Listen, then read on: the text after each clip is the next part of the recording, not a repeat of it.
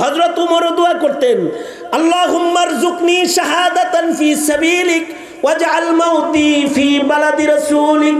ওগো আল্লাহ, আমাকে তুমি মদিনায় মরণ দান করো যেন নবীর শহরে ঘুমাইতে পারি।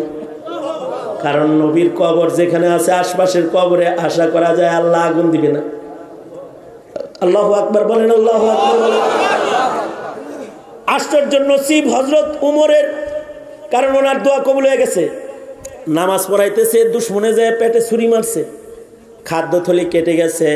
হযরত উমরকে হাকিম যখন বলছে এই আঘাতে আপনার মৃত্যু হয়ে যাবে, হযরত উমর কয় আলহামদুলিল্লাহ, কারণ আমার দোনো দোয়া কবুল হয়েছে। আমি শহীদ মত চাইছি, মদিনায় মরণ চাইছি, আমার মদিনায় মরণ হইতেছে। এবার হযরত উমরের ধান্দা হইল খালি মদিনায় কবর হইলে তো হয় না, কবরটা আর একটু ভালো জায়গায় নেওয়া যায়নি। নিজের ছেলেরে ডেকে বলে, আব্দুল্লাহ রে যা আয়েশা সিদ্দিকার ঘরে একটু যা, যে উম্মুল মুমিনিন রে বল রাসূলের ঘরের ভিতরে একটা কবরের জায়গা ফাঁকা আছে, যেই কবরের জায়গাটা আয়েশা সিদ্দিকা নিজের জন্য রাখছে। আয়েশা সিদ্দিকাকে একটু বল আমিরুল মুমিনিন হযরত ওমর নবীর পায়ের কাছে একটু শোয়ার শখ হয়েছে, আপনি যদি আপনার কবরের জায়গাটা ছাইরা দেন তাহলে বাবা আল্লাহর রাসূলের পায়ের কাছে ঘুমানোর নিয়ত করছে, যদি আপনি সুযোগ দেন তাহলে সেখানে শুইতে চায়, আপনি কি কবুল করবেন? হযরত আয়েশা বলে উমর শুইতে চাইছে, উমর রে তো ওই জায়গাটায় মানায়। আল্লাহু আকবার বলেন। উমরকে এ জায়গায় মানায়, কারণ উমরের তো অনেক গুণ। উমরের একটা গুণ হলো আসাদহুম ফি আমরিল্লাহি উমর, উমর আল্লাহর কামে শক্ত, আর আমরা হলো দুনিয়ার কামে শক্ত, গুনার কামে শক্ত। উমর হইল ইবাদতে শক্ত। আওয়াজ করে বলেন, আওয়াজ করে বলেন, আওয়াজ করে বলেন। ফারুক বাইনাল হাক্কি ওয়াল বাতিল, লাউ কানা বাদি নবিয়্যুন লাকানা উমর, আমার পরে কেউ নবী হইলে উমর নবী হইত। আল্লাহর রাসূল বলেন সব নবীর একজন করে মুহাদ্দাস আছে। আল্লাহর রাসূল বলেন মুহাদ্দাসি উমর। আল্লাহর রাসূল বলেন সব নবীর একজন মুহাদ্দাস আছে। মুহাদ্দাস কাকে বলে? মুহাদ্দাস বলা হয় আল্লাহ তাআলা নিজের কথা বান্দার, যে বান্দার কলবের ভিতরে ছাড়ে ওই বান্দাকে মুহাদ্দাস বলে। হযরত ওমরের কলবে আল্লাহ নিজের কথা ছাড়ে, এ কারণে আল্লাহর রাসূল বলেন মুহাদ্দাসি ওমর, আমার মুহাদ্দাস হলো ওমর। এ কারণেই ওমর যা চাইছে ওই রকম কোরআনের আয়াত নাজিল হয়েছে 21 জায়গায়। 21 জায়গায়। একটা হলো মুহাদ্দিস, যিনি হাদিস পড়ায়, হাদিস বর্ণনা করে, আর একটা হলো মুহাদ্দাস, যে আল্লাহর কথা কলবে আসে, আল্লাহর কথা মুখে বলে। আল্লাহু আকবার জোরে করে বলে। এই রকম মানুষ হলো হযরত ওমর। এমন কি হযরত ওমরের বসিরত এত বেশি, বুখারী মুসলিম আবু দাউদ তিরমিজির হাদিস যারা বর্ণনা করছে ওমরের চোখের পাওয়ারও তারাই বর্ণনা করছে। ওমর তো এমন, মদিনায় যে যা স্বপ্ন দেখে ওমর ভালো স্বপ্ন হলে ওমর হেডাও দেয়। এমনকি আব্দুল্লাহ বিন যায়েদ বিন আব্দুর রব্বি আজান স্বপ্নে দেখছে, দেখে কয় আল্লাহর নবী এগুলো এগুলো পাইছি এমনি এমনি এমনি, বিস্তারিত বিবরণ আছে। তা আল্লাহর রাসূল বেলালরে ডেকে বললেন এগুলো আজকের থেকে আজান কিয়ামত পর্যন্ত এমনি নামাজে ডাকা হবে।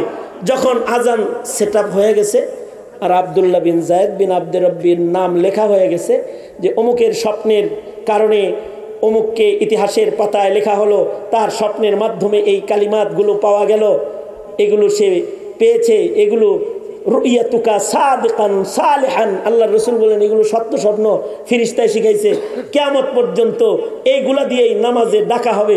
হযরত ওমর বসে চুপ করে শুনতেছে। যখন সব কাম শেষ, দস্তখত সিলসপ্পর শেষ, তখন কয় আমি তো এগুলো অনেক আগের থেকে দেখি। তো আল্লাহর রাসূল বললেন তো আগে কইলা না কেন? কয় আমি যদি আগে বলি তাহলে আমার এই ভাইয়ের নামটা ইতিহাসের পাতায় কেবল উঠবার লাগছে, আমি বললে তো হের নাম কাটা পড়বো, আমার নাম উঠবো। আমি চাইলাম ইতিহাসের এই জায়গাটায় আমার একটা ভাইয়ের নাম আসুক, এই জন্য আমি চুপ করে সব শুনতেছিলাম।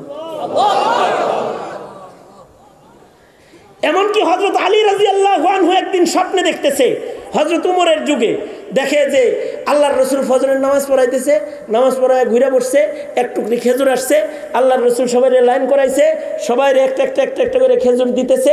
হযরত আলী বলে আমারও সুযোগ আইছে, আমি হাত পাচ্ছি, আমার একটা দিছে, আর একটা চাইছি, মুস্কি হাসি দিয়ে অন্যদিকে ঘুরে গেছে, দেয় নাই। এই মসজিদে নববীর আজান শুরু হয়েছে, আর আমি মসজিদে গেছি, যায়া দেখি ওমর নামাজ পড়াইতেছে, রসুল যেই সূরা স্বপ্নে পড়ছে ঠিক সেই সূরা ওমর স্বপ্নে নামাজের ভিতরে আমি নবীর যা পড়তে দেখছি, মসজিদে যায়া দেখি ওমর ওই সূরাগুলাই পড়তেছে। আর ঠিক রসুল যেভাবে পড়ছে ওমর ঠিক ওইভাবেই পড়ছে।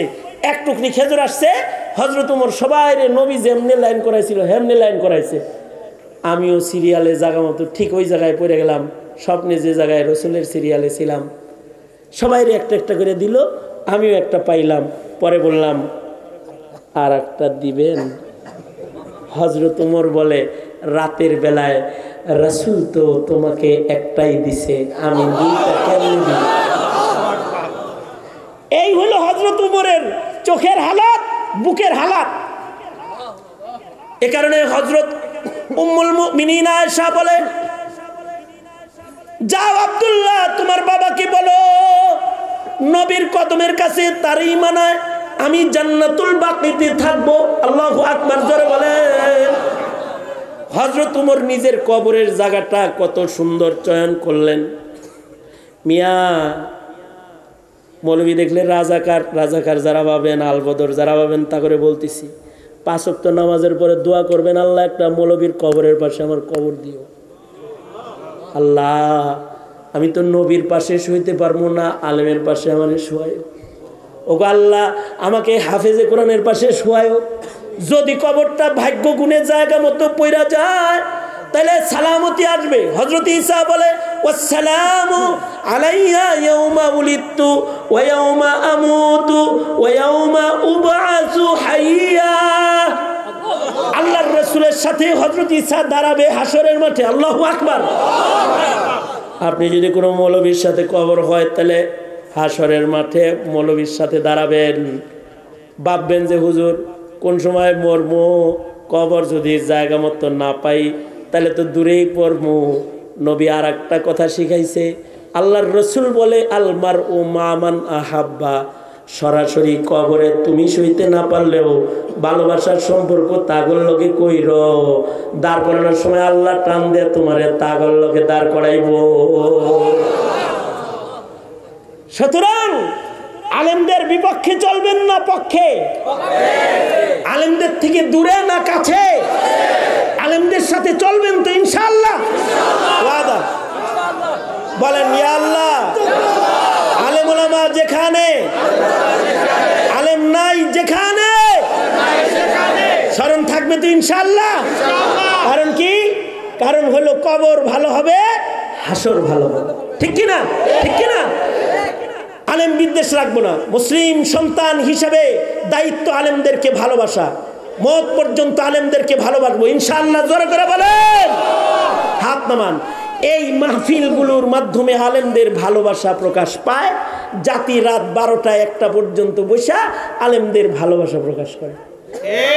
যদি এই 3 দিনের এই আমল কবুল হয়ে থাকে তাহলে আশা করা যায় এটার উসিলায় হয়তো আল্লাহ তাআলা আলেমদের সাথে দাঁড় করায় দিবে।